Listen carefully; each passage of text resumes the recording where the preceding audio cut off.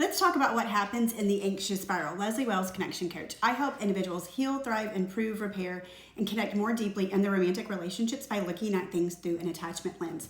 So today we're going to focus on the two anxious attachment styles, the fearful avoidant who tends to lean anxious, and the fearful avoidant who is just in their anxious side, and then also the anxious preoccupied.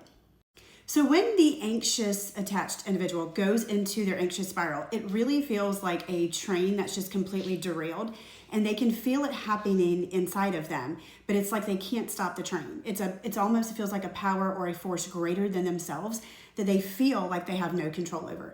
That's actually not true. There are tools that we can have control over this, but that's how it feels in the moment. And so it's almost like they're examining it, like they're observing it in real time, but there's nothing that they feel they can do about it. It's just like running away with them. And so it can be very small things, particularly for the fearful avoidant, that set them off, and for the anxious preoccupied as well for some of these things. But for instance, let's say that you send your partner a text and then you don't get a response. And that small thing, a lot of things with phones can really set off the anxious spiral. Or it could be something as simple as your partner comes home from work and they're not very talkative, they're not really like participating a lot in conversation, and that right there sets you off. So what happens is in these moments is that there's a somatic or physical sensation that happens in your body that happens in your nervous system, okay? And then you pair a thought with that then sends you into that anxious spiral and then kind of keeps you that. So you have one negative thought or one thought that you assign because you're drawing meaning from the situation, and then that thought creates more negative thoughts, and then that actually dysregulates the nervous system even further.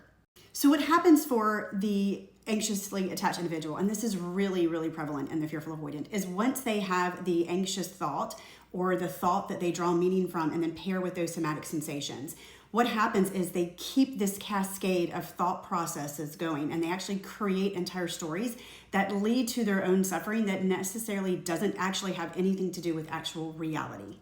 Okay, so why do they draw this meaning? Why do they have these thoughts? The reason is because of their attachment blueprint. And so whatever messages are conditioned in repeatedly through childhood that are paired with an emotion, that creates a blueprint going forward. So all of these lies that we believe, these belief patterns create these thoughts that we then filter our entire world through. So we see a lens based on that attachment blueprint and those underlying thoughts and messages and beliefs that have been ingrained into us through repetitive conditioning through our caregivers. And so that's why you'll see that people with certain attachment styles have certain internal dialogues that are reflective of one another, and you can almost predict where they're going to go based on it. And so some of those things for the anxiously attached individuals are: I'm too much, I'm not enough, I'm needy, if I'm not perfect, if I don't show up well, then someone's going to leave me, I'm always going to be left, I'm always going to be care more than my partner, I'm always going to be more invested in doing more in the relationship, I'm going to be abandoned, I'm going to be betrayed, I can't trust people, I'm always going to be deprioritized. So what happens whenever we see that, we send a text message and then we don't get a response from our partner,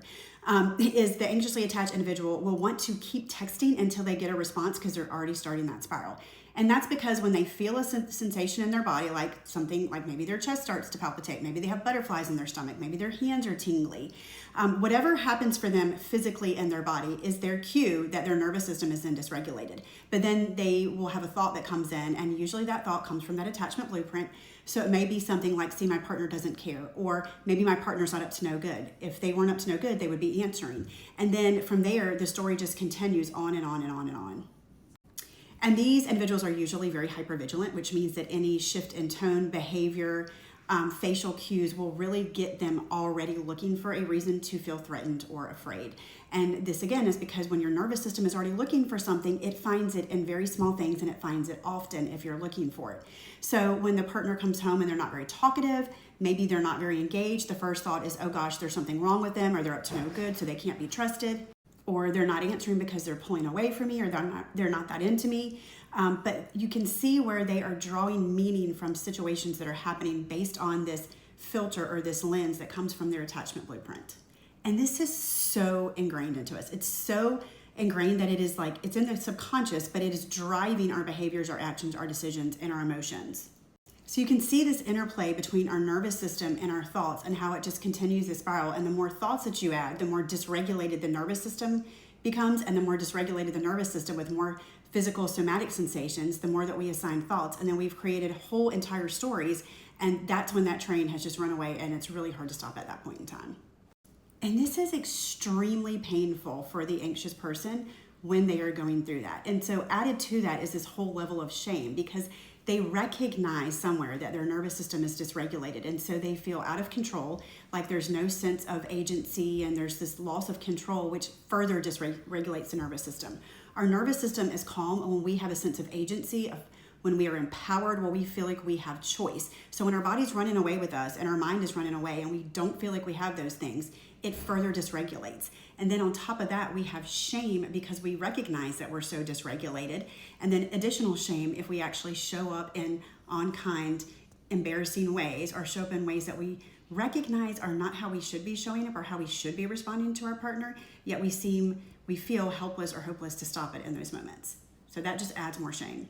So there are things that we can do in this. So I did say that if we don't have a sense of agency, if we feel like a victim, or we feel helpless or hopeless in that further dysregulates our nervous system.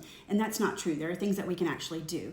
There's two different areas that we can hit on, that we can introduce tools so that we are stopping the spiral. The first is by hitting our nervous system, by recognizing those somatic sensations and the cues that are alerting us that something is feeling dysregulated in our nervous system and that our nervous system is responding. We have to be able to be aware of that and then take control of that and focus on that rather than letting it just take us for a ride.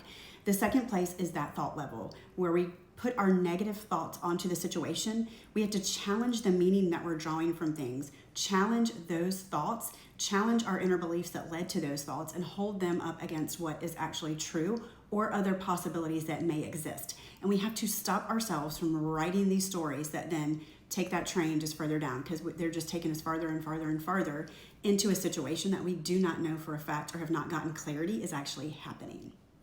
If we can actually interrupt the cycle in these ways with the different tools, and these are different tools that I introduce with my coaching clients all of the time to help them, and I show them what that looks like in real time and with real examples to challenge these things and to access the vagus nerve and to regulate the nervous system. But if we actually have tools during the spiral, then we can actually, instead of pulling away from our partner or becoming too clingy or too much where then we feel that shame, we can actually show up in a calm, regulated way that is leaning into our partner, that is creating less distance, that is closing the gap between us and our partner, but we do it in a way that doesn't then dysregulate them and create defensiveness in them or cause them to shut down or withdraw or feel overwhelmed by our neediness or clinginess in those moments. So if you're an anxiously attached individual, I see you. I know how painful that can be. I'm a former fearful, avoidant, leaning anxious, and so I have been trapped in this spiral many, many times. And I still do work sometimes when there's a big trigger for me in order for me to be able to hit these things at the thought level and the nervous system level so that I don't end up in the same spiral. If you are someone who is with a partner who is anxiously attached, it's very helpful to understand their experience, that they do not feel comfortable in this experience. It is extremely painful. Until they have tools, they feel extremely overwhelmed and extremely helpless to take any action in it. And they do experience a lot of shame for going into this. And they have a lot of remorse for showing up in ways that they are not proud of, in unkind ways, whenever they're in this spiral. But they really feel like in that time that it's a force greater than them and something that they have no control over. But that is not true. If you are someone who struggles with this, or you have a partner who does, I do offer coaching and I offer tools to help individuals not get stuck in this spiral.